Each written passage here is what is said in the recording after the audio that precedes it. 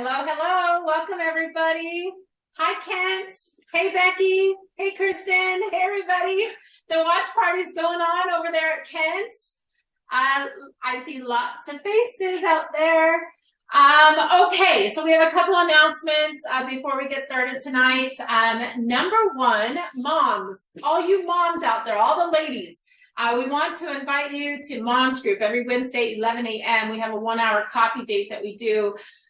Here, I'd like to do this here. This is so much better that way. Okay, I'm not seeing me up there. We have a 1-hour coffee date there where we have our coffee together every Wednesday for 1 hour. It's just a great opportunity for us ladies to connect, get to know each other more, talk about the topic from the night before. Really want to invite all of you. In fact, a little bit later tonight, I wanted to pop up one of our newer moms. She wanted to say a few words about Mom's Group, but we're going to wait till the end because a lot of people still continue popping on and we don't want to miss out on anything there. So, but I do have someone that's going to share a little bit about her experience on our first Mom's Group. So that'll be a little later, but join us tomorrow. If you don't have the Zoom link, reach out to me or Becky and we'll get it to you. Definitely join us tomorrow morning at 11 a.m. Second, our auction. Okay, so we just had a little auction meeting before this meeting. I'm super excited. We have a lot of good energy going on. Thank you to all of you that are out there getting items for our auction baskets. You're getting donations, gift cards, restaurants, travel, sporting events, experiences, just so many things are coming in for the auction. We're getting close. So Saturday, October 21st, if it's not already on your calendar, put it on your calendar, get your tickets. We want you all there. It's our biggest fundraiser of the year. This is our 6th annual one. It's a big dinner. It's going to be at Muckleshoot Casino Event Center on Saturday, October 21st. And it's just a really big night. So we want you all there. Get your tickets. It's time to put the pedal to the metal on the tickets and also just items on getting those items back. Our technical deadline is October 3rd and getting all the items back from you.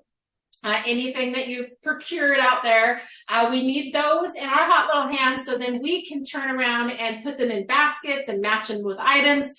Fill out all of our bid sheets, get all of our paperwork lined up and all that kind of stuff for the auction. So you have until October 3rd, but if you already have your items, if you can get those to us sooner, that would be super awesome. We have different drop-off locations. We've got Tacoma, we've got Lake Taps, we've got up north in Arlington, Kent. We have all kinds of drop-off locations, and we can also arrange to pick up your items if you need that. So the sooner the better, just so we can kind of start seeing what's coming in and we can start getting some things ready ahead of time. So if you've already got it, don't hang on to it till then. But if you need till then, that's fine too. So dessert items. Okay, so Mary Barr, she's there at the Kent shop right now. Wave your hands. Mary is in charge of our dessert auction. The dessert auction every year raises a ton of money. I think last year, $24,000 in desserts. Like no joke. Like one of the cakes went for $4,000.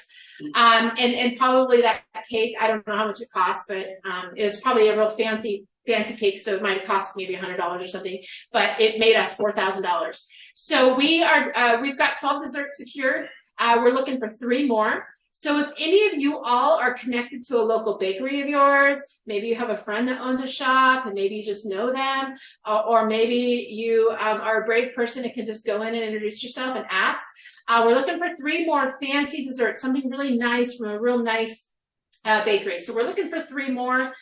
Reach out to me or Becky or Kristen and let us know, and we'll make sure Mary gets connected with you. And then feels like there was one more thing I needed to say. Oh, people have been asking, some of you families out there have been asking if you have a loved one at Rebuild Recovery that lives there, do you need to get them a ticket for the auction? Yes. We do need all people at the auction to have a seat. The Muckleshoot Casino charges by the head for the meal. And so there are no cost breaks with Muckleshoot. It's pretty pricey for all the meals. And so, yes, you do need a ticket. So I wanted to make sure and clarify that. Everybody coming to the event needs to purchase a ticket. So, Becky, is there anything I'm missing? Becky, Bill, Kristen? I don't think so. Okay. All right. Well, we'll talk about it later if you think of anything else. Was that bill popping up? No. Okay. Okay, so we're good. So let me introduce all of you to Mr. Kyle Munkers. Where's Kyle? Bill does have something. He wants to ruin my joke. He wants to what? Ruin my jokes. If you're new out there, let me introduce you to Mr. Kyle. He is. Say. No, I don't want to interrupt you, Kyle. Oh, no. I'm very interested. Part of the Timing's jokes. important. Yeah. No, you want to? No, as far as tickets, we want people to buy individual tickets, but we want also people to, I think, put tables together rather than just individual tickets. So if you have friends that you can approach to put an actual table together, it would really be a benefit. Yes, As far as and filling it. This is a much larger venue than we had last year, so it'd be nice to see tables put together rather than individual tickets. And there's also an option for a premier table. We just sold 2 of them this week. So a premier table, so like you can buy a table for your family and friends. It's $800 for a table, $100 a ticket. That covers the meal and all that. But you can buy a table. That's awesome. But there's also a premier table host, I think is what we called it. And it's more money. But your guests get some special treats, special seating. Also you get if you have a company that you want acknowledged in our program, you get some special perks there too. So definitely check out that option as well. You can go to our website, battlefieldaddiction.com, click on events, click on auction, and that's where the registration is. So that's where you buy your tickets. That's where all the details about all this stuff we're talking about is. And if there's any questions, anything, you can reach out to me directly. So thank you for that, Bill. Okay, now let me go back to Mr. Kyle. So Kyle's a manager over here at Rebuild at the Kent's location right now. But he's our comedian. He's also our comedian. What's going on? What am I missing? I don't know. No, I can't tell. I just Outburst. hear noise. Outburst. Okay, just outburst. Okay, he also brings us our comedy to start out the night. So he brings us Kyle's Corny Comedy Corner. So take it away, Kyle. All right. So earlier, I went to Home Depot to get a step ladder. I never knew my real ladder. I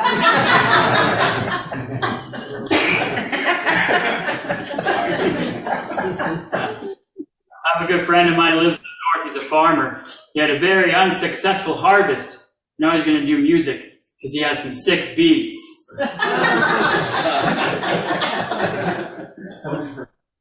I accidentally took a video of my shoes. Some good footage. That was a good one. I learned something interesting the other day. I found the best way to get a country girl's attention. A tractor. Very funny. I was telling my friend Brad that I have a huge crush on Beyonce. No, in fact, I'm in love with Beyonce. He said, whatever floats your boat. I go, no, that's buoyancy. I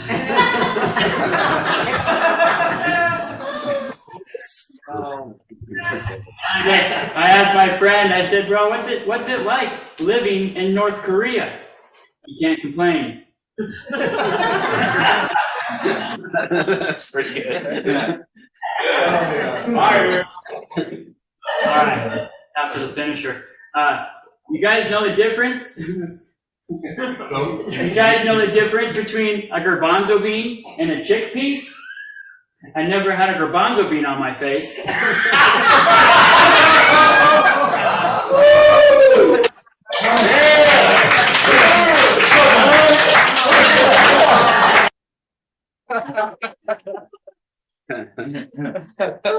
He finished. Nice job. Big finish. All right. Thank you, Kyle. Let me switch these cameras around here. It takes me a minute to, there we go. And let's remove this. Okay, let's do one quick sound check. We can see Guy on the screen. Do a test. Guy, how's the sound? Okay, we got a thumbs up. We're good. We're ready to roll. Oh man, we're in a war down here. Oh good, they're here. They Oh, just yeah. walked in the door. Oh, yeah. Hurry up, come sit down. We're just starting. You're late, Julie.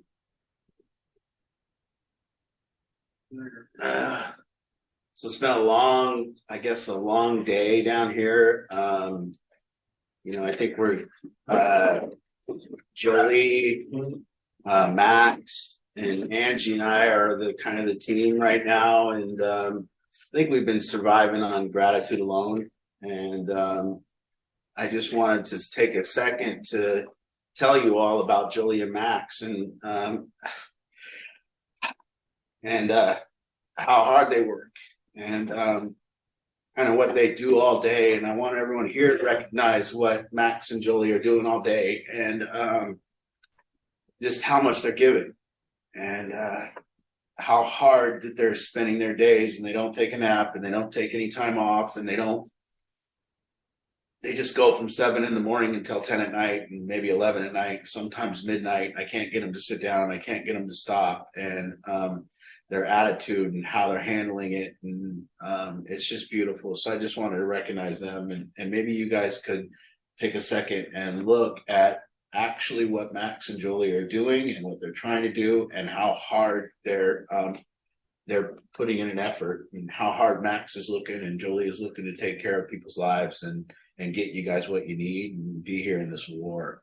It's not easy. It's not easy to go all day with what we're all dealing with, and how many lives have come together down here already, and everybody's struggling with their own thing, and how real painful it can be to go through it, and how real difficult it can be to deal with each individual's upsets and everything that we're dealing with down here. I think everyone down here does a great job of doing it. We haven't even fist fought today at all. It's pretty shocking, but you would think there'd be more fist fighting, but we do pretty well. So I just wanted to make sure. I want to pan the room if it's possible, Yeah. and so they can get a visual of what we got, because we have a whole room. Yeah, okay. So there's some of the crew, and let me see. There's Jolie. There's Jolie. It's Justin. Yes, Justin. Whoa, there. Let's see. Am I going to be able to keep going, or I have to go this way now. Okay. There's Max. Yes. And then I'm going to keep going. Oh, the hugs. We're doing hugs. Hugs. And then it goes all the way around the whole circle. And then you all can see the TV that we look at up there, you guys. So that is the whole room, the whole crew. Bailey just flew in. And now I'll put it back on you. And if we can get it back centered, are we good? Yes. Okay. That's what we got going on down here. We'll fix the camera. Oh,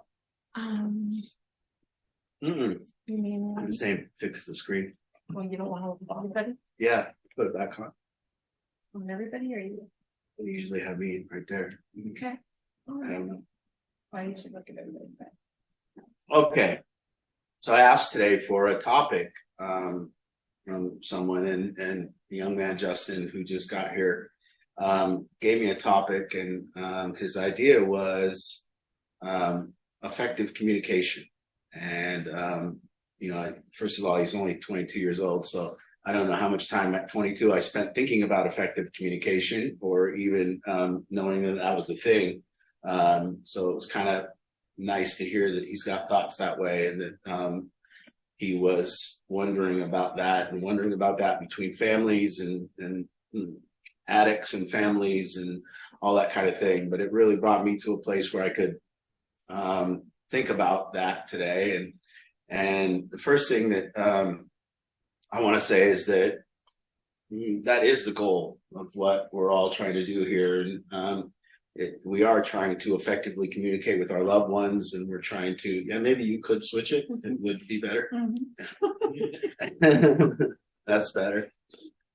And so, last week I talked about this clearing that I think love is, that it just shows up in this place. And the place where love shows up happens to be, in my opinion, this place where I have an open heart, and this place where I have a free mind, and I can get to this clearing and meet someone else there, and kind of feel open enough to experience truth and love. And we talked a lot about that for weeks on end going up to this. And I think effective communication goes hand in hand with that. But I just want to be clear that I think when people mention effective communication, I think that I want to think that most people think that it's, if I'm communicating effectively, that I'm getting my point across. And I don't know if that's what we're looking for. I don't know if that's effective communication. So maybe when you think of effective communication, we got to first think of even what is the goal? How are we trying to be effective? What is it that we're trying to get with this communication? What is the goal of it?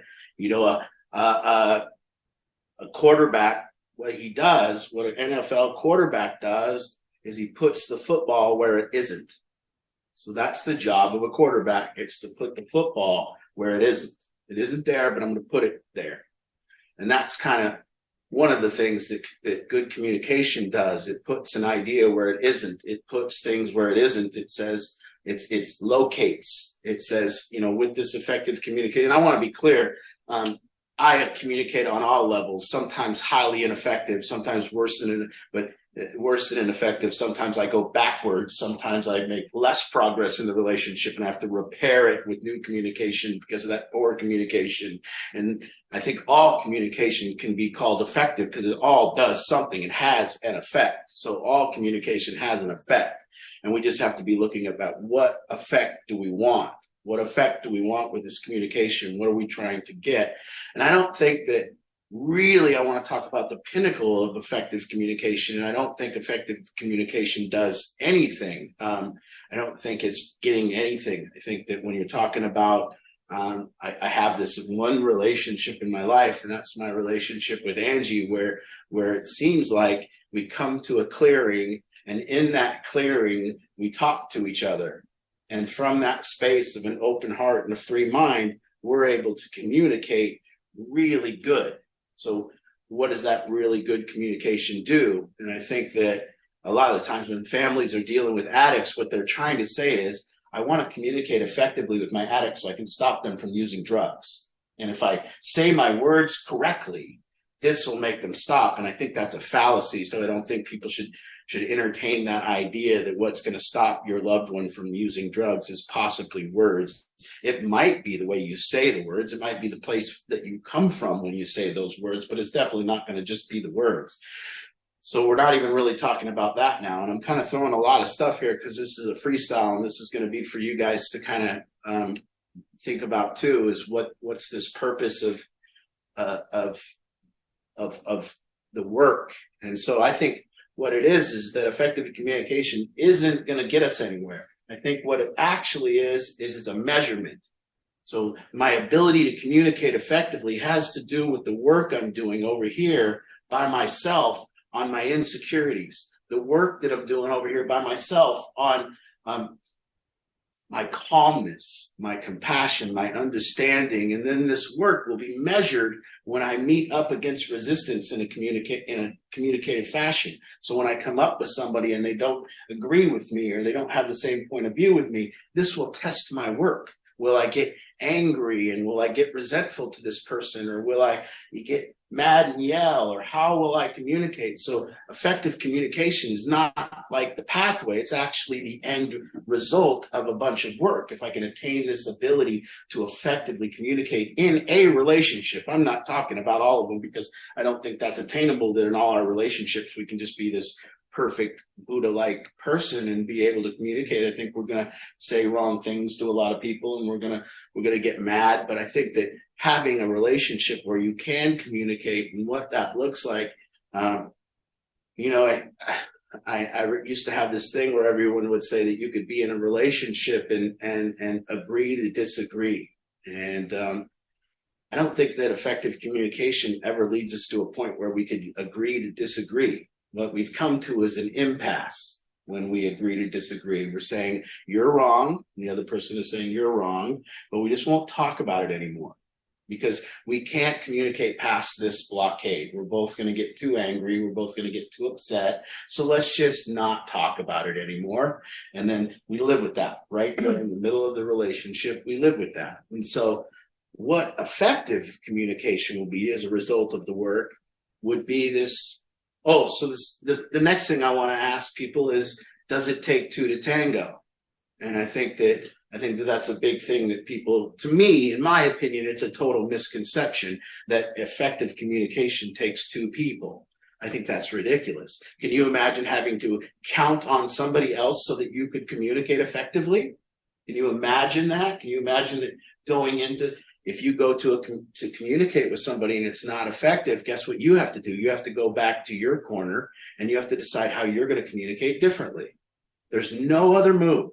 Or you could go back to your corner and hope that the person learns how to communicate effectively, and you can be a victim to that person, and you can say they're wrong and they don't communicate effectively and it's not my fault, there's nothing I can do. Or you can go back to your corner and say, I didn't get through to them, I didn't understand them, I didn't locate them, I didn't find out where they were, and it resulted in this like bloodshed of a conversation. We didn't connect. And so I think it doesn't take two to communicate effectively. I think it takes one, and that's a common misconception of this program. I always tell people that there's 4 levels to this program. The first level is that it's interesting, that you come here and you listen and you go, that dude's pretty interesting, I could listen to him. Then the second level is, that dude's interesting, my loved one needs to hear this, my friends and family need to hear this, because boy, they got a lot to learn from this. And the third level is, I need to learn from this. And the fourth level is, because I've learned from this program, I don't need anyone else in my life to do it. I am now powerful enough to actually communicate with people and get through to people, and I never play a victim to them, and I'm powerful enough to actually do this. So effective communication is just the result. It is the result of the work, and it starts with an acknowledgement that we can't. It starts with this acknowledgement that me and this person can't communicate effectively, and because of that, I must change the way I am. Now, if it starts with, does it take a good wide receiver to make a quarterback? If he has a better, well, it's easier, yes.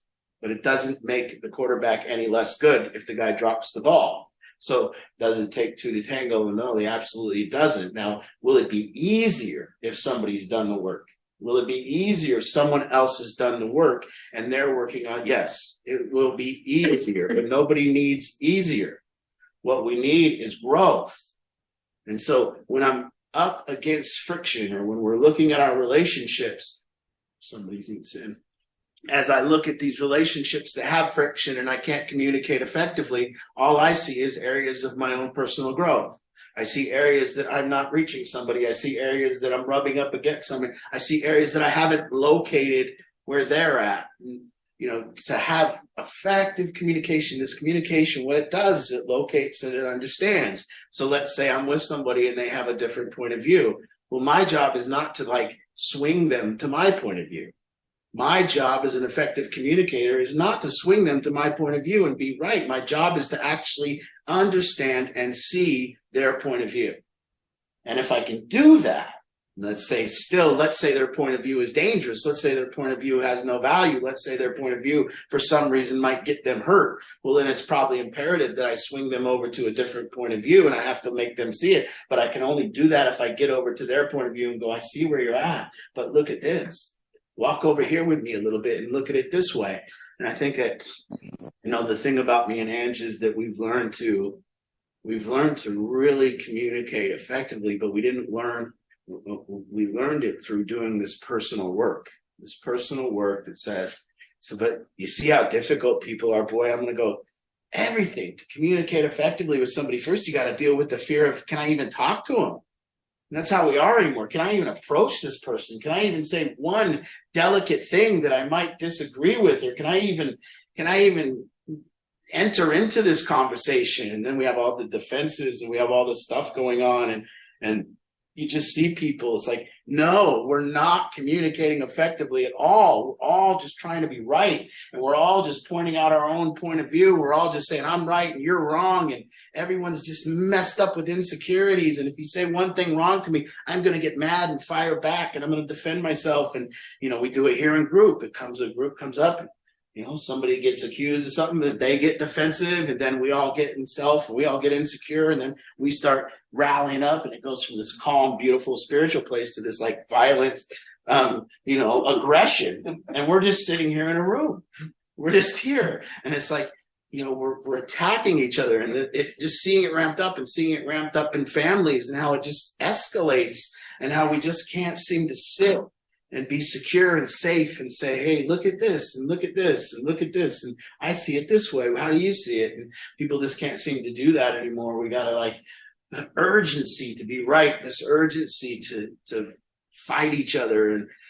And so just like, if I am going to communicate effectively, the first thing that really comes about is where am I coming from? Is my heart open? Am I open to the possibility that I'm wrong? Am I open to the possibility that this other person has a valid point of view?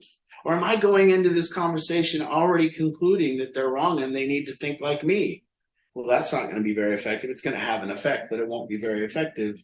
And it's not going to measure my growth. It's going to measure, my insecurities and tell me how angry I am. So, there's a lot with effective communication that we're missing here. And I'm not saying that I mastered. I'm saying maybe when I get like 80, imagine I might be a good communicator with a lot of people by then. Maybe by then, like I'll have put down all my identity issues, and I'll have put down, all my political views and all my dumb opinions that I have no evidence on, and all that kind of stuff. And maybe I'll just get to a place where I'll be like, opinions, like they're so stupid, it's like, you have an opinion, good for you. It means nothing. And then we talk from our opinions, and we go, I have an opinion, I think it's this way, and well, you think it's that way, and then everyone fights. And it's like, I always say with drug addiction, everybody's got an opinion. The problem with drug addiction isn't that the addiction part doesn't tear the family apart.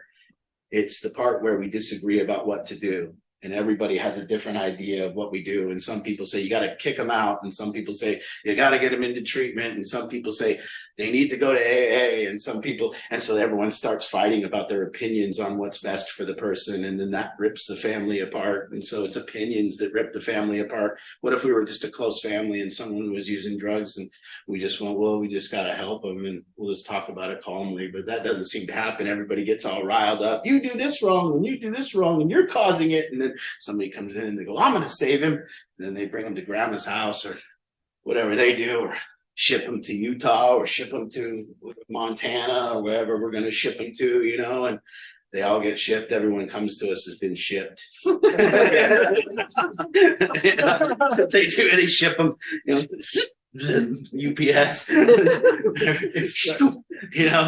Everyone that comes to us, their grandma tried it. Like they're acting out and doing drugs, and everyone's like, every parent's like, I know a solution. They can go to grandma's, and then they go to grandma's and steal her necklace, and that's the end of grandma's. And it's every time. So what happened to grandma's? Well, he did drugs and stole her diamond ring. I know. Imagine how, somebody's got cancer and they're sitting there with cancer, and it's like, let's send him to grandma. Grandma makes some oatmeal. There, it's all, still got cancer. It's like that. So, but we have all these opinions and ideas, and nobody really knows. It's just kind of, it's really actually like if someone uses drugs, it's, with recovery, it's kind of crazy too, because it's like if I go to a nutritionist can give me a great diet and a diet plan, and I can take that home, and then I can set it down on the table, and I can stack my Oreos on top of it, and I can drink a glass of milk, and then I could blame it. This nutritionist sucks. She has terrible ideas or whatever. And that's the same way with treatment. It's like you left treatment and you went and did drugs. Don't go there again. That treatment place sucks. It's like, no. It's not. We told them not to do that. We always tell people don't use drugs, by the way. So if you're wondering, we don't believe in drug use. So, but if they go do it, it's not something flawed in our program. It's just not. It's just that they weren't done using drugs, you know? So we could get caught up in opinions and point fingers, and I could say, Max, you didn't treat them right, and then Jolie didn't treat them right, and now they're not on the street and they're using, and oh boy, they had to sit with Kyle all day. No wonder why they're using drugs. You ever had to spend a day with Munkers? You know? Hear those jokes. Yeah, you had to hear those jokes all day, you'd be high too, you know? I enjoy it. So, you know, it's worth a conversation, and it's worth looking into this thing about what effect do I want to have with my communication right now? And I think that's the most important question to ask is I'm going to communicate with somebody. What effect do I want? And I think most people don't really understand the effect that they want, because I think most people, when they want to communicate, what they want to do is they want to explain their rightness to wrongness. They want to explain how they're right, and they want to try to do it in a different manner than they did it yesterday. You know, I've told them like 100 times, this is why I'm right and this is why you're wrong, and it's not seeming to work. And the thing about that is that that's not effective. It's effective for this thing that we keep doing in this circular motion and having this conversation that keeps going back to here, and we keep getting angry and leaving the conversation with no progress, but it's not really any intentional thing of what actually wants to happen as we've done this business. If I've done this business, what I've had to learn is that when I need to reach people, that no one cares about the person's condition. No one looks at me and goes, well, you can't reach my kid because my kid is this way or whatever. They just have an expectation that I'm supposed to reach their kid, and that's right. I'm supposed to reach people that come to me for help. That's the job. I need to reach people. So if I need to reach people, now what I need to do is I need to observe myself, and I need to see in what way am I trying to reach this person. And a lot of the ways, if I just explain to them that they're wrong, it doesn't seem to reach people. What you have to do is you have to locate the person, you have to find them, and you have to see why their point of view is valid. You have to find validity. You have to find why other people, what they say is true. You have to give up that idea that people don't say true things. Can you imagine that you're saying something and you don't believe it's true? And then somebody tells you you're wrong and you're like, oh, yeah, I didn't think I was right. I was just talking. You know, but that's not how it works. Everyone thinks they're right when they're talking. And everyone has a reason why they think they're right. And that's why, and our ineffectiveness comes from this idea that what we went into the conversation is they're automatically wrong and I'm right, and I need to explain it to them. And sometimes if they don't get it, I need to explain it to them louder. And then if they don't get it again, I'm going to explain it to them real loud, and I'm going to yell real loud. And that should seem to work. And that's what you see when couples are fighting. It's like, you're wrong. Oh, you're wrong. And then louder and louder. And then that's just, it's like, okay, that's not very good. What's going on inside you? And that's the measure of the growth. If I can calm myself down and I can see when I'm upset and I can see all this stuff going on inside of me, and then I'm trying to have a conversation and I'm trying to make how I feel go away through this conversation. Sometimes I do that. Sometimes if I could like just get this other person to understand and listen, then I'd feel better. I don't know how good that is. So a lot came about when he asked me about effective communication. I think, God, wow, what about two people that loved each other? What would that communication look like? Two people that loved each other. What's your point of view? Oh, that's beautiful. Ah, wow, I like to see it that way. I love you. I can see why you see it that way. And then the other person goes, what about you? And you go, this is how I see it. And the other person's excited to look from your point of view. And that would be love. That would be two people that loved each other. Two people that are rid themselves of insecurities, rid themselves of this need to be righteous, and be able to come to a clearing and be in love and connect with each other and go, I want to see it your way. What is it like from your perspective? See, that would be really effective. And that would be a measurement of how we've grown as human beings. That would be a measurement of how silly our opinions are and how silly our point of view is and how one-sided it is and how it's way cooler if we can like expand and listen to what theirs is. I'm not saying I can achieve this all the time. I'm just saying it's beautiful when it happens. And it's real cool when I get to be able to do that.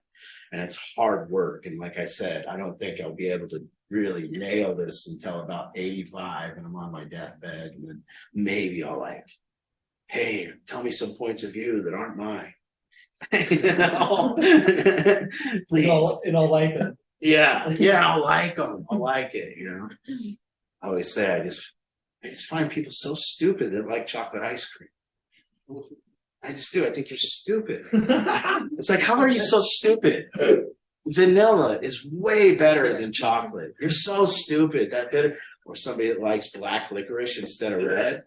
You're so stupid. Why would you like black licorice? It's so dumb. You're just a weirdo. You know? It is. It's so weird. You see that guy just chawing on the black licorice? Teeth all black. Even like How stupid are you? You know, that's how opinionated I can be, you know? I mean, oh, you like Biden? You're an evil piece of shit for liking Biden. He's like, you know, like Trump. Oh, it's so crazy, you know? So we do this work. We work on these insecurities. We get comfortable with being able to not be right. And by the way, I'm not saying I achieved that. I'm saying I'm doing the work to try to achieve that. Boy, I love to be right, just like the next guy. You know, boy, it's gratifying, you know, validating and nice, and it's all good. And, you know, hear those words. You know what, Art? You're right.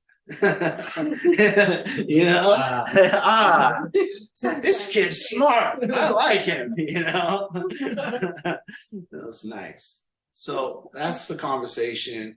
I think our job as human beings is to connect with each other. And it takes a lot to get to do that. And it first takes an acknowledgement that we don't do that we're not connecting, that we're spending time on small talk and looking good and telling our people our opinions and our rightness, and they're doing the same, and we're telling us how we got screwed today and how we got the short end of the stick at work, and then somebody says, well, no, I get screwed worse than you at work, and you think my job sucks, and then two people get together that have an addict, and they say, well, mine's worse, and the other one says, no, you have no idea, mine's way worse. And so this is the kind of communication that we've gotten into. And we talk about aliens on TikTok in Mexico, and Mexico's showing us the new alien they've found. I believe it. You know, I think TikTok's got it nailed on this one, you know. So, you know, here we are. Instead of like, hey, I'd really like to get to know you. You know, I'd really like to ask some questions today and see. I'd really like to listen, see if I can understand your point of view. Sometimes people just need to, you know, whatever. So if you're struggling, or if you know, one of the things that I think would be a point of disagreement is that it doesn't take that it takes two people to communicate effectively. And if anyone has an idea that it does, I like to show you that that's just, or see if you could look at a point of view about how that would be futile, how that wouldn't be actually good. How if it was easy to talk somebody than to talk to people, there would be no work. And that talking to people is difficult, and that confronting things is difficult, and saying truth is difficult, and sharing our truth and our desires and all this stuff is massively difficult, and opening up is difficult, and listening is difficult, and all of it is difficult. And I'm listening, and I'm trying to listen, and I'm annoyed, and I'm judging what they're saying, and I just want to pounce and say how stupid that is, and just think of the restraint and sitting back and not doing that, and how difficult just listening is. You want to interject, you want to say, no. You want to, all of it. And just actually seeing what a kind of a difficult thing we have, and how hard it is to communicate. And if we can acknowledge how hard it is, then we can acknowledge that there's work to do behind it. And if we could do the work behind it, we'd actually be making progress. But if everyone goes, no, it's easy to communicate, well, then you've got it mastered already. I don't know how you did it, but that would be, it's hard to love. It's hard to communicate. That's what we're all here to do. It's hard not to fight. It's hard not to feel insecure. It's hard not to feel, attacked. It's hard not to feel guilty. It's hard not to feel all these things. And this is all the work that we're doing. And the conversation is the measurement.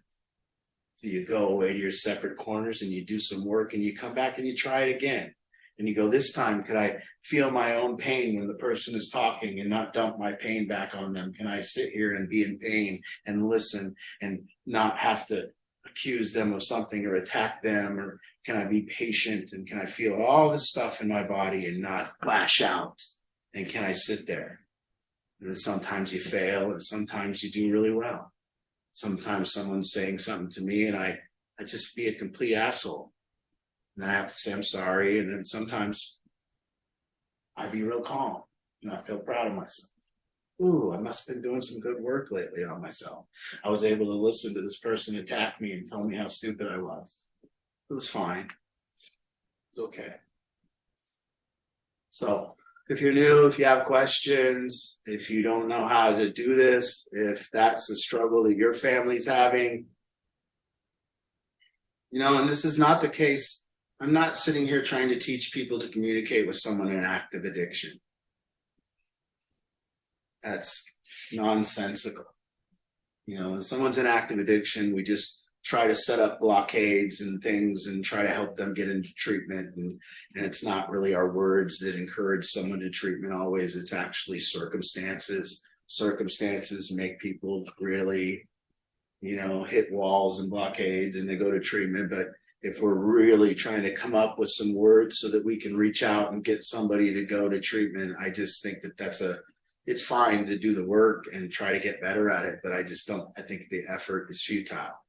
I don't spend much of my time. I help a lot of addicts, but I don't really help many in active addiction. I don't know how. They're doing what they're doing. I'd like to maybe say, are you okay every now and then? But that's about it.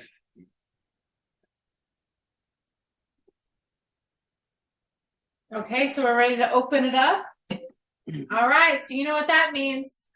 There's a raise your hand feature on Zoom that you can raise your hand if we would welcome any comments, any questions. I'm raising my hand here. If you can't figure out how to use that feature, you can just unmute yourself. You can say something in the chat, get my attention, and we'll open it up. Who's got some questions? If you're new out there, we'd love to say hi if this is your first time. So I wanted just a reminder, a few people popped on after our announcements, just a reminder, I want to invite all of you moms, every Wednesday, moms, ladies, it doesn't have to be a mom, it's just all ladies. So we call it the mob, because mom's a battlefield, kind of sounded cool. But all the girlfriends, wives, aunts, grandmas, all ladies are welcome to join us on Wednesday mornings at 11 a.m. We just do a 1-hour coffee together on Zoom, and it's just an opportunity to get to know each other more, talk about and process the topic from the night before, dig deeper into it and things like that. Well, last week we had Jane from is it New Jersey or Pennsylvania? I ask you every time. Philadelphia. Philadelphia, okay. It was her first moms group last week, and she just shared a couple really cool things. I thought she just really articulated it really well, and I said, you know what, Jane, can you share that next week on Mob, because they hear it from me every week, and it's like blah blah blah. I say the same thing. But hearing from another mom would be kind of cool. So can you just share a little bit of anybody out there that's never popped on for a mom's group? Maybe they're a little, I don't know, maybe a little nervous about it. They just don't really know if it's for them. Will you just share a little bit about that, Jane? Sure. Yeah. I think I told you, Angie, that I came away from the call and I felt lighter.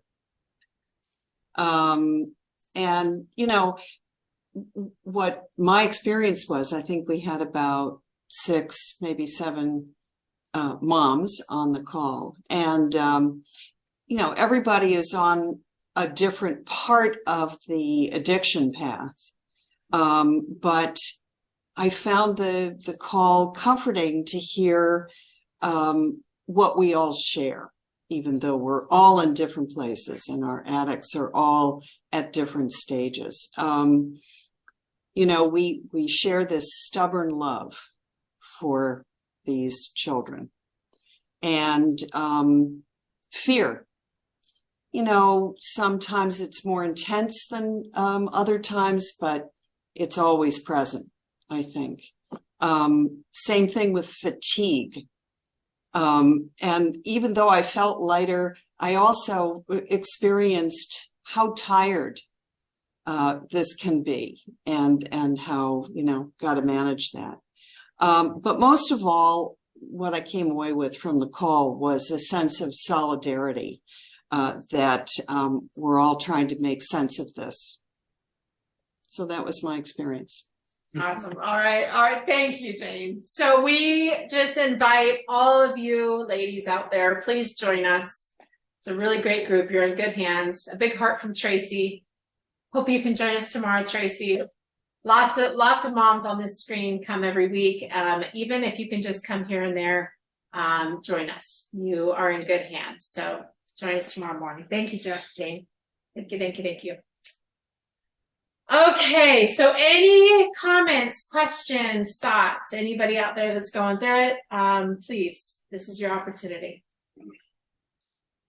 We've got some new people out there tonight. We'd love to meet you. Oh, good. Hi, Connolly's. Hi. Hello. Welcome to. Oh, let me actually take them off. Let's rearrange here.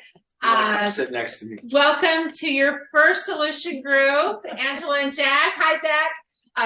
Art's trying to get Justin to come sit with him. You will come sit next to me. He's a little shy. Yeah. Okay. Well, here is my question was, I wanted to hear more about how you communicate with someone who's in active addiction, and you mentioned that you really can't. And what do you do to move that person over towards getting the help, or how do you communicate, or do you just not worry about it? Well, I think that in each case it's different. So you first got to, we always say that every case is, there's parents that their kid's been out on the street and making it for years, and then somebody's telling them not to enable. And that's ridiculous because they're not enabling. Their kid's able to make it on their own. And at that point, we would tell that family that you need to go reach them and you need to locate them and bring them back in. And then there's other families where the person can't make it on the streets and they're paying for hotels and they're making that mistake and they're perpetuating that. And so each case for us is like, that's why we say get a consultation, because each thing has different moving parts, and you got to see where you can make a difference, and not usually with words, but more about if I choke this part of it out and if I use this. And strong families, in my opinion, are always the best motivator for treatment. If a family is in solid together and they come from this place of like, no, this is what you're going to do for us now and for this family, boy, there's a lot of leverage points there. And you just got to see, drug addicts, they hit one of three bottoms always. They hit a financial bottom, or they hit a physical bottom, or they hit an emotional bottom. So you gotta see what bottom your addict is most likely to hit. Like if they're already proven they're not going to hit a financial bottom, then we quit trying to cut off resources because that's not going to do anything. And if they've already proven that they don't feel guilty for their drug use and they're living their life out there like that, then emotional bottom probably isn't going to hit. And now you're having to wait for a physical bottom. They're going to have to have their leg blown up the size of things and have an abscess or something like that, or they're going to OD, which is terrible. So a lot of times you have to decide between an emotional bottom or a financial bottom. Which one? Are we going to help? Are we going to stop helping and cause a financial bottom? Or are we going to actually talk to them as a family and kind of, I would say, put a little accountability and guilt as a family, like, hey, this is not acceptable in our family. And a lot of times parents will text their kid when they're out in a hotel room or out on the streets using drugs, and parents will text their kid and say, I love you. And to me, I always found that weird thing to say, because if I was out cheating on Angie and I was in a hotel room and then she texted, I love you, it would kind of perpetuate me continuing to do that behavior, but if she said, hey, get home, or this thing of ours is not going to work out, maybe that would bring me home. and I would have to like change. So I think sometimes love needs to be accountable. And so all of it is different though. We don't know. With each person, we get to know the person and we get to know the family dynamics. And then we like state out a strategy that would maybe work for that person. And we're highly effective. We haven't really, done that, done anything that hasn't succeeded. We make it better. So yeah, I think that, but I don't think texting and telling somebody to stop using drugs is not effective. And I don't think saying I love you really has an effect. Everyone out there on the streets knows their family loves them.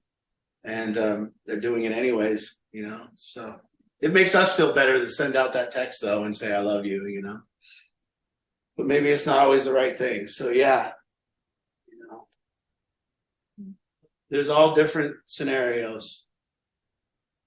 Nice to have you guys on. We look forward to getting to know you guys even more. And by the way, this was Justin's topic, so he's already creating an impact, and he's thoughtful, and he's wanting change, and wants this, loves his family, by the way, and talks about that, and so he's gaining a lot of thoughts and ground pretty quickly. We're grateful for all those faces on the screen right now, and being with you, and just trying to figure this out all together, and for Art and Angie. So thank you. Angela, I think the most important thing I can tell families that are just entering into this, or been in it for a long time, but just entering into with us, is that the most important thing I want families to understand is this showed up for you. I think addiction shows up for each of us. And for each of us, we have to figure out why it showed up for us. And it's not just this problem that somebody else has. It's this thing that showed up in my life. And why did it show up for me? And what am I to, and I think it's either our greatest teacher. I think addiction is one of the greatest teachers on this planet in all forms. It's just this beautiful teacher.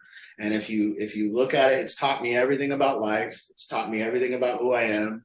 It humbled me. It brought me to my knees. It made me take a look at my own humanity. I was talking to Justin outside, and I said, you're at 22 years old, and the world is asking to look at yourself as a human being. It's asking you to take a look at you. And it's telling you that it's mandatory that you look at yourself and see what kind of human being you are and what makes you tick. And I said, look at that blessing. Look at that. To be able to be 22 and actually having to find out your own humanity and having to find out who you are as a human, and the strength that'll come from that, rather than people just living a life of stuff and never. And that's what addiction does for a family. It shows up and it goes, look at, we all got to learn. We got to learn patience. We got to learn to not hate each other and be resentful. We got to learn endurance because of the fatigue. We've got to learn how to be resilient. We've got to learn how to love in the face of poor behavior. I mean, there's just so much there to learn. We've got to learn about our own righteousness and how we can find ourselves in any addict's behavior. I always see people that don't understand addiction. Well, you must eat perfectly then. You must not smoke. You must not do anything wrong if you don't understand addiction. Because addiction is like when I wake up and say I'm going to eat good today and I can't. And addiction is like when I put a New Year's resolution out there and I never succeed. And addiction is like when I say I'm going to save money and I don't. And addiction is like when I say, oh, I'm going to go to the gym every day and I can't. And addiction is like lying to yourself like that. And you figure it out. You go, wow, these people just have an ability to lie to themselves about drugs, and it's all pain or pleasure. And it's just, I want to feel good. And then I'm going to come up with all these reasons why I want to do that. And geez, that works with everyone. Somebody's having a scotch at the end of the night. Well, why do you do that? You don't understand. That makes you feel good, right? Okay, we just took it to another level. You like to feel that good? We like to feel really good. And I don't know why that is for me, but that's just how I am. That guy has 3 scotches and go home. I go find a crack dealer. I don't know why that is. That's just for me, So we just ask all families to see that it showed up and each person can have something to learn about their own compassion and their own anger and their own resentments and their own ability to love and all of it, and how they can communicate and understand and go, wow, I understand it. I used to be, just so you guys know, I was a skinny kid, I was real active and skinny, and so I would go to McDonald's and I'd always get the 2 cheeseburger meal and a 6-piece McNugget and a big Coke and a large French fry. And then somebody that was overweight would come in and I would go, what are they doing here? I'd be like, what is that person doing here? They're clearly overweight. They don't belong here. They need to go find a salad somewhere, and I had no compassion. And now as I'm sitting in a McDonald's guilt-ridden, I get it. Like, that's what they were doing here. Like, man, And so now I've learned, don't judge, man, because, that's it. So McDonald's is now this place I used to have this gym membership on 272nd and Pack Highway in Federal Way. And, there's the McDonald's and the gym. Yep. And my ex got me a gym membership for like $80 a month. And all that bought me was a lot of guilt while I was eating McDonald's. Because there I am sitting in that McDonald's and I can see the gym. And it's like, why do I have this membership? I wouldn't feel guilty if I didn't pay them $80 a month. Yeah. She really screwed me there. So, learn. You could have got a milkshake. Yeah. Yes, I could have ate way more McDonald's if I just wouldn't have paid for that gym membership. And it would be guilt-free. I could just buzz in there, Yeah. So it teaches understanding, teaches compassion, teaches us to look at people and go, no one would choose this. No one would choose to say, you know what I wanted to be when I grew up? Homeless and living in a tent and not having a bathroom to be in and having people disregard me, and no one's doing that on purpose. Something's happening for them, and everyone and so that's why it's such a beautiful teacher. We can understand it. Everyone just thinks they knows and everyone has an opinion. This is what I would do. Really? You would solve the problem? Crazy. I always say, this is what I would do in the homeless situation. Really, you'd solve homelessness. It's been going on forever. Yes, I'd solve it. They just need to listen. Let's do this. Yeah, just do that. Done. Gee, why won't they listen? First, you got to probably a little more complex than I believe in my head. These people just need to get jobs. Yeah, they're not looking for jobs. Why aren't they more like me? If I was homeless, I'd be looking for a job today. Who's next? All right, who's next? This is where I do the awkward silence and just wait. I'm not going to do it. Somebody's got an urgent thing to say. If you weren't on at the beginning, one more plug for the auction. October 21st. Get your tickets. We need y'all there. We need cheeks in the seats. And if anybody has any connections out there to some timeshare, vacation spots, anything like that, you'd be willing to donate some time for a live auction item, you get a tax donation receipt and all that good stuff, let us know. We're looking for a couple more really juicy items for our live auction. So any connections, let us know. It just really feels like on this planet, whenever I think I got it really going on, life just shows me I don't. No, you don't. No, I got it going on, dude. You should feel how it is to be me right now. Oops.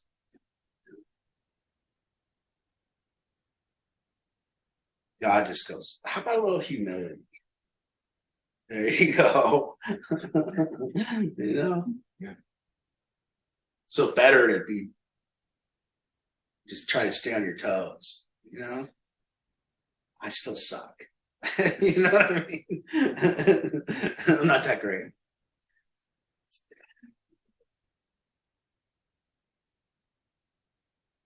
All right. There's somebody out there. Y'all are quiet tonight. Hi, Kathy Washington. So good to see you on the screen. So good to see you. We always love seeing you.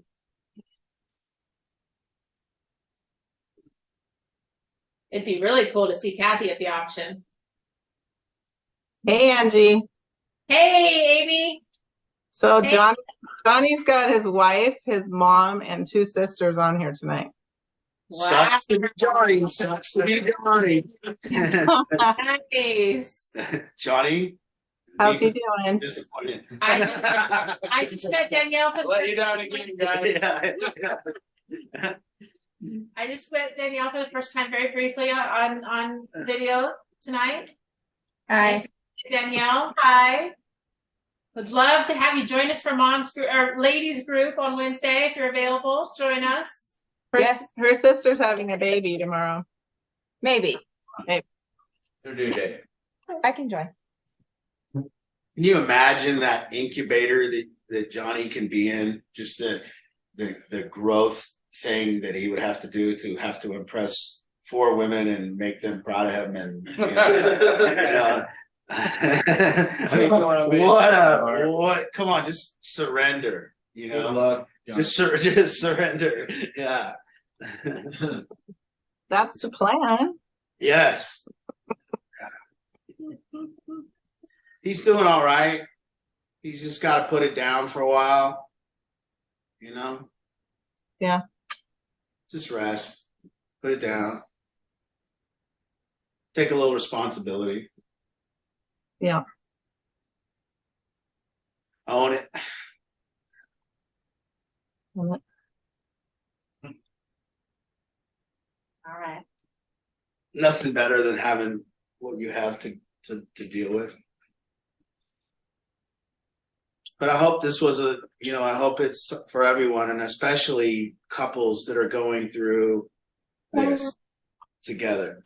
Couples that are going through this together and having to learn to trust each other again, or having to be the wife of an addict and having to trust that person again and having to forgive them for the lying and all that. And just how much growth that could come about for a person that has to do that. And acknowledging how pissed off you can be and how disappointed, but then on the other hand, trying to gain a little compassion and understanding, and the fact that you guys are all here for him and doing that. And just, what a teacher it can be, and how it can help with really, really being able to communicate. So later in life, as you go on, you have this beautiful bond of going through things and understanding each other's faults. And geez, that's a lot. Lucky. I say it's lucky. Thanks, man. Mm-hmm. It is. It's lucky for people to be able to, he didn't die. One thing that I've noticed is that everyone that has a loved one that's died from addiction, the anger's all gone after that. All they remember is the good stuff. They don't ever remember how their loved one disappointed or whatever their resentments were. So the gratitude, that's what we're surviving on down here. Hopefully all of you grab a little. Sometimes it's not enough that we're alive. It should be better. We expected to all go use meth and fentanyl and then live. We just thought we were entitled to that. A lot of people didn't make it. So here we are. Amanda's got something to say. Amanda always has something good to say. Yeah. She's like, Yeah. no, not this time. Yeah, she does. Just play video games, guys. Hi. Hey. Well, now that you ask or tell me, I'm wondering how to broach subjects when it feels really tender and sensitive, or if to just give space. With I know that, like you said, it comes back to my intention for what it is I'm wanting to hear or what I'm trying to communicate. So maybe that's it. But I just, right now in our situation, we're just giving so much space, which seems to be effective right now, but we're gonna eventually have to talk. I think there's got to be a differentiate. You got to differentiate between space and fear. And are we giving space or are we fearful? And there's a difference. There's a difference between not talking to somebody because we're fearful and then explaining that away as we're giving them space. It might not be that. So you got to make sure that you're not lying to yourself about that first. And the other thing that just I know from experience of what I have to do with people in that condition, and again, not saying that I'm great. I've done it 1,000 times, but I'm still not good. I'm still working on it. But that's putting the football where it isn't. So what that means is that my words locate. That I am trying to, this is the actual zone, I call it, of effective communication. When I can be disconnected with someone and through my words, actually locate them, have them be able to come forth, see them again, and actually, put words where they aren't and actually locate someone. So I think effective, just at its pinnacle, effective communication locates. That's what it does. It locates a person and then you go, there's where they're at. I understand. And when you see it, all the anger and all the resentment can go away because you've just located them. And then it's okay. It doesn't matter wrong or right or what their path is going to do and what it's going to lead to. You just want to locate them. And once you locate them, you're not now trying to, that's the only thing you're trying to do. Is the location. Now you're not trying to steer them a different direction. You're not trying to succeed and go, you're wrong to be in that location. You're trying to locate so you can maybe be the voice that goes, walk this way a little bit and check out what I'm seeing. What if he tried this? What if it went like this? And that's like the pinnacle. If I can get there, man, boy, it's rare, but it's like the zone. That's when I threw the perfect spiral and it just threaded the needle and it got in there and I went, oh, I know why they're doing what they're doing. I get it now. Because see, everybody thinks that they're doing what they're doing for a good. Nobody thinks what they're doing is wrong or they wouldn't be doing it.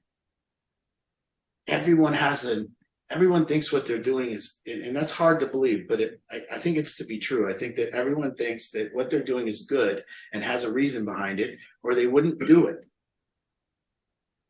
That's just how, and so you have to find out what that good reason is and what they're going through so that you can actually help. And that's the situation you're put in. And I understand your situation, but guess what? You're in this situation that, one, you have to locate, and two, you have to guide. And you can't guide before you locate. And how do you guide someone when you haven't located them? And that's the problem, is there's this disconnect and you don't know the location yet. You don't know what they're thinking. You don't know what they're up to. You don't know what is causing all this anger. You don't know any of that information yet. And so going in with that just simple intention that you're not trying to fix anything right now, you're just trying to locate. And that would just, that's be a lot smoother than, here, let's change this behavior right away, Yeah, that's good. And boy, this is something that I make the mistake and do wrong on a daily basis. I want to go just attack the behavior and I don't locate. I made the mistake a couple times today with several different people. So, Several different people. Yeah, I mean, and then I'm remembering my own, man, I need to watch that guy on Solution Group. It's you. Yeah. Man, that dude was smart. I should have listened. Take my advice. I'm not using any of it anyway. Yeah. Classic. That was good. Hi, Renee. Hi. Hey, Art. So I like that how you said, kind of like to find that communication is, I guess, in a different phrase, is to meet them where they are, like to actually see where they're coming from and why they're saying or doing what they're doing. I also wonder if to keep that going, over time, is to really look at yourself and realize that the route or the path or the choices that like maybe I would choose or that you would choose could be and probably is different than yours, and then that's okay. Is that what you're saying too, that that's part of it, like Well, their journey might be different? Yeah, for me, somebody's choices and path, they're all okay as long as it's not with my dough. You know what I'm saying? I mean, that's an important thing for parents to understand. It's like, Right. oh, I'm going to let them choose, and then I'm going to give them $5,000 to pick a car, and then well, that might not be a very good idea. I mean, it might be, but when a person is independent, of course. And then in relationships, we're like figure eights. We just keep going away from each other, and then you keep coming back, and you go away from each other, and you come back. And even Angie and I married, we're like separate for a couple hours, and then we come back, and then we have to locate each other again, and then we have to find out where each other's heads are at, and then sometimes we can feel a disconnect, so we go and we wonder, what are you thinking right now, and what am I thinking, and then we come back together, and then you separate, and that's life. That's our relationships, these figure eights that we're going through, and to be effective means each time we kind of got to locate each other, and each time we say where we're at with each other. Right. So, and like you and I can be friends because I know chocolate ice cream's better than vanilla. But, Yes. Yes. Right? But you still love me, right, Art? Yes. I love you more now that you agree with me. Whoa. Yeah. Yeah. No, she said No, chocolate. she said chocolate's She said better. all just Oh, really? Yeah, chocolate's better. Oh, See? okay. Can we mute her? Nah. I'll come back to you later. We'll talk about it later. Yeah. I just think it's some kind of defect that people have. It's no problem. Yeah. I don't mind. I just chalk it up to a defective human being. It's okay. What about chocolate peanut butter? Oh, Yeah, exactly. That's fine. somebody down here keeps putting mayonnaise on their corn. Another weirdo. Yeah. So, That's you the know? only way to make it. yeah, they put sour cream in my chili, Okay. which is That's obscene, grotesque. But they do it, And then Angie, she eats something called spaghetti squash. No quicker way to have to go to the bathroom. Spaghetti squash. Washed it down the garbage. Yeah. It's a disgusting creature. Yeah. Say But boy, what would it be like if we all liked the same shit? No polarity, nothing, just every one of us liking the same things, You can't even have chocolate without vanilla. It doesn't even exist. What would vanilla be without chocolate? It's like, what would up be without down? What would patience be without urgency? Same thing. And the gratitude comes when you can just see it all. Wow, everyone's kind of a cartoon character. They're all drawn differently. We just have to, oh man, you have an opinion. Oh, good for you. Go tell it to the sun. Yell at the sun and tell it your opinion. See if it goes down.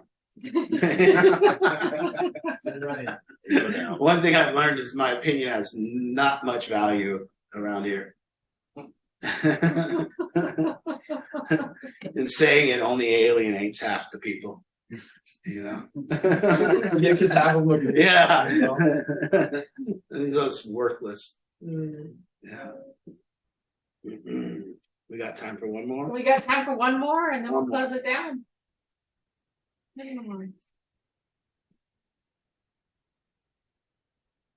I want to know what Chrissy's thinking out there. I know. Yeah, were you thinking the same thing? Yeah. Christy, Guadalupe, we're Alex. wondering what you're thinking. I don't think I'm not really thinking anything. I'm just listening to always good stuff, I don't agree with everything you say, but doesn't mean I don't like you. But